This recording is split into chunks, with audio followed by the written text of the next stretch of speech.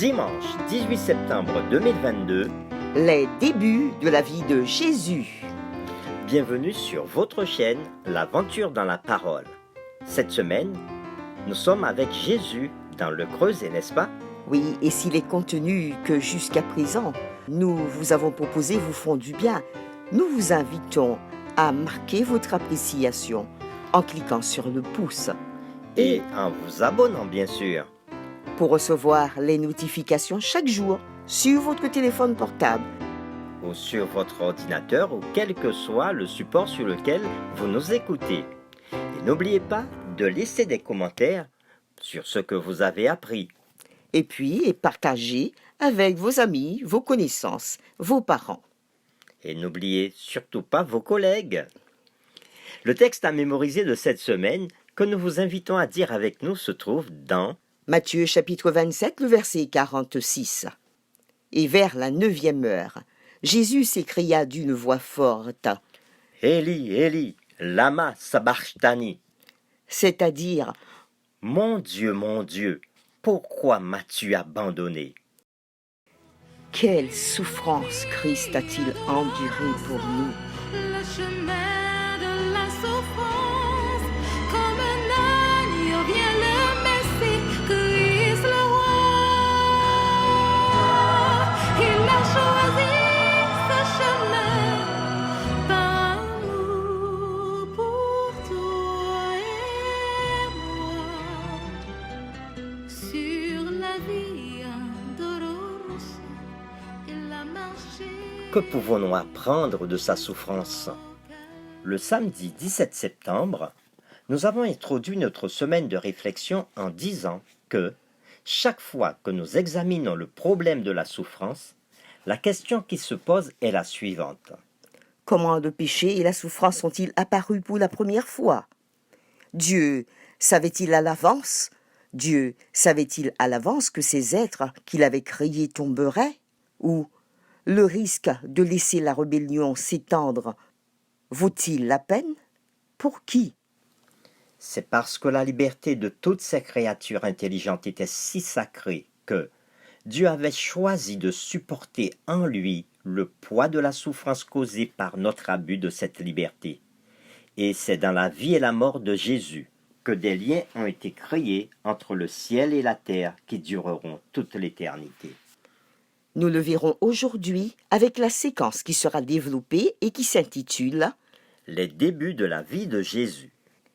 Les Écritures nous donnent peu d'informations sur les premières années de Jésus. Quelques versets, cependant, nous disent certaines choses sur certaines conditions et sur le genre de monde dans lequel le Sauveur était entré. Lisons ensemble Luc chapitre 2, verset 7, puis les versets 22 à 24, et Matthieu chapitre 2, les versets 1 à 18. Et nous répondrons à la question suivante. Que voyons-nous dans ces versets nous donnant une indication du genre de vie à laquelle Jésus était confronté dès le début? Luc chapitre 2, le verset 7. Et elle enfanta son fils premier-né. Elle l'emmaillota et le coucha dans une crèche parce qu'il n'y avait pas de place pour eux dans l'hôtellerie. Nous lisons maintenant Luc chapitre 2, versets 22 à 24. Et quand les jours de leur purification furent accomplis, selon la loi de Moïse, Joseph et Marie le portèrent à Jérusalem pour le présenter au Seigneur, suivant ce qui est écrit dans la loi du Seigneur. Tout mâle premier-né sera consacré au Seigneur, et pour offrir en sacrifice 2 tourterelles ou 2 jeunes pigeons, comme cela est écrit dans la loi du Seigneur. Pour bien comprendre cela et comprendre que Jésus naquit dans une famille pauvre, nous lirons Lévitique chapitre 12, les versets 6 à 8. Lorsque les jours de sa purification seront accomplis, pour un fils ou pour une fille, elle apportera au sacrificateur à l'entrée de la tente d'assignation un agneau d'1 an pour l'holocauste et un jeune pigeon ou une tourterelle pour le sacrifice d'expiation. Le sacrificateur les sacrifiera devant l'Éternel et fera pour elle l'expiation, et elle sera purifiée du flux de son sang. Telle est la loi pour la femme qui enfante un fils ou une fille. Si elle n'a pas de quoi se procurer un agneau, Elle prendra 2 tourterelles ou 2 jeunes pigeons, l'un pour l'holocauste, l'autre pour le sacrifice d'expiation. Le sacrificateur fera pour elle l'expiation et elle sera pure. Ces textes montrent que la famille de Jésus n'était pas la première famille à vivre dans la pauvreté, et ses parents respectaient aussi les règles prescrites par la loi à sa naissance et portèrent le sacrifice prévu pour les personnes indigentes. Dès sa naissance, la menace de mort planait sur Jésus. Nous pouvons le lire dans Matthieu chapitre 2, les versets 1 à 18. Jésus étant né à Bethléem en Judée, au temps du roi Hérode. Voici, des mages d'Orient arrivèrent à Jérusalem et dirent : Où est le roi des Juifs qui vient de naître? Car nous avons vu son étoile en Orient, et nous sommes venus pour l'adorer. Le roi Hérode, ayant appris cela, fut troublé, et tout Jérusalem avec lui. Il assembla tous les principaux sacrificateurs et les scribes du peuple, et il s'informa auprès d'eux où devait naître le Christ. Ils lui dirent : À Bethléem en Judée, car voici ce qui est écrit par le prophète. Et toi, Bethléem, terre de Juda, tu n'es certes pas la moindre entre les principales villes de Juda, car de toi sortira un chef qui paîtra Israël, mon peuple.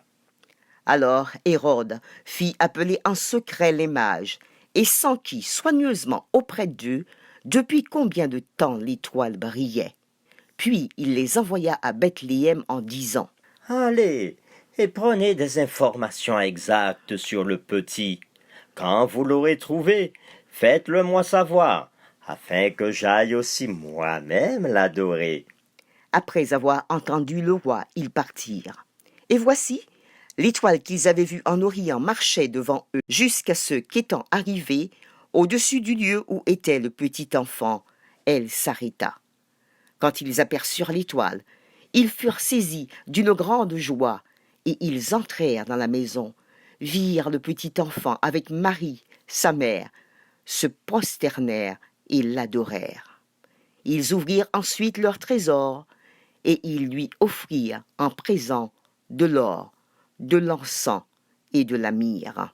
Puis, divinement avertis en songe de ne pas retourner vers Hérode, ils regagnèrent leur pays par un autre chemin. Lorsqu'ils furent partis, voici un ange du Seigneur apparut en songe à Joseph et dit : Lève-toi, prends le petit enfant et sa mère, fuis en Égypte, et restez-y jusqu'à ce que je parle, car Hérode cherchera le petit enfant pour le faire périr. Joseph se leva, prit de nuit le petit enfant et sa mère, et se retira en Égypte. Il y resta jusqu'à la mort d'Hérode, afin que s'accomplisse ce que le Seigneur avait annoncé par le prophète. J'ai appelé mon fils hors d'Égypte. Alors Hérode, voyant qu'il avait été joué par les mages, se mit dans une grande colère, et il envoya tuer tous les enfants de 2 ans et au-dessous qui étaient à Bethléem et dans tout son territoire, selon la date dont il s'était soigneusement enquis auprès des mages. Alors s'accomplit ce qui avait été annoncé par Jérémie, le prophète. On a entendu des cris à Rama, des pleurs et de grandes lamentations. Rachel pleure ses enfants et n'a pas voulu être consolée parce qu'ils ne sont plus. Ces versets jusqu'à présent nous ont montré que Jésus naquit dans des conditions humbles et étonnantes. Deuxièmement, que Jésus naquit dans une famille pauvre. Et troisièmement, dès sa naissance, la menace de mort planait déjà sur Jésus. Un autre point que nous verrons concernant Jésus, il grandit dans la simplicité d'une famille humaine, en étant différent depuis son enfance. Il est dit de son enfance qu'il fut perdu lors d'une fête, qu'il fut un enfant soumis et obéissant à ses parents. Nous lisons cela dans Luc chapitre 2, les versets 42 à 52. Les parents de Jésus allaient chaque année à Jérusalem à la fête de Pâques. Lorsqu'il fut âgé de 12 ans, ils y montèrent selon la coutume de la fête. Puis, quand les jours furent écoulés et qu'ils s'en retournèrent, l'enfant Jésus resta à Jérusalem. Son père et sa mère ne s'en aperçurent pas. Croyant qu'il était avec leurs compagnons de voyage, ils firent une journée de chemin et le cherchèrent parmi leurs parents et leurs connaissances. Mais ne l'ayant pas trouvé, ils retournèrent à Jérusalem pour le chercher. Au bout de 3 jours, ils le trouvèrent dans le temple, assis au milieu des docteurs, les écoutant et les interrogeant. Tous ceux qui l'entendaient étaient frappés de son intelligence et de ses réponses. Quand ses parents le virent, ils furent saisis d'étonnement, et sa mère lui dit, « Mon fils, pourquoi as-tu agi de la sorte avec nous? Voici ton père et moi, nous te cherchions avec angoisse. » Il leur répondit, « Pourquoi me cherchiez-vous? Ne savez-vous pas qu'il faut que je m'occupe des affaires de mon père? » Mais ils ne comprirent pas ce qu'il leur disait. Puis il descendit avec eux pour aller à Nazareth, et il leur était soumis. Sa mère gardait toutes ces choses dans son cœur. Et Jésus croissait en sagesse, en stature et en grâce devant Dieu et devant les hommes. Un 4e point de l'enfance de Jésus. Il y a cependant cet autre point, cet autre élément qui nous aide à comprendre le caractère unique de ce que Christ avait souffert depuis le début et la réputation de l'endroit où il a grandi, Nazareth. Lisons cela dans Jean chapitre 1, versets 43 à 46. Le lendemain, Jésus voulut se rendre en Galilée et il rencontra Philippe et lui dit, « Suis-moi !» Philippe était de Bethsaïda, de la ville d'André et de Pierre. Philippe rencontra Nathanaël et lui dit, « Nous avons trouvé celui de qui Moïse a écrit dans la loi et dont les prophètes ont parlé, Jésus de Nazareth, fils de Joseph. » Nathanaël lui dit, « Oh, peut-il venir de Nazareth quelque chose de bon? » Philippe lui répondit, « Viens et vois. » En résumé, Jésus, le Sauveur du monde, vint sur la terre en prenant notre condition humaine. Il naquit dans une famille humble et pauvre. Il n'avait pas de lieu pour l'accueillir. Une étable fut son premier toit. Il n'avait pas de lit douillet pour le recueillir. Une mangeoire d'animaux le servit de berceau. Les premières personnes qui le visitèrent après sa naissance furent des bergers qui paissaient leurs troupeaux et qui reçurent la bonne nouvelle par une nuée d'anges.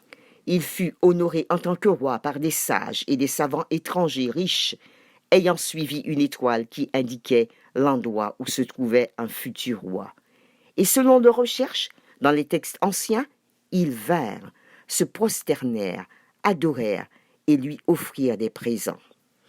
Et quelques jours après cette visite, sa vie était menacée par Hérode, le roi qui était sur le trône en ce temps-là.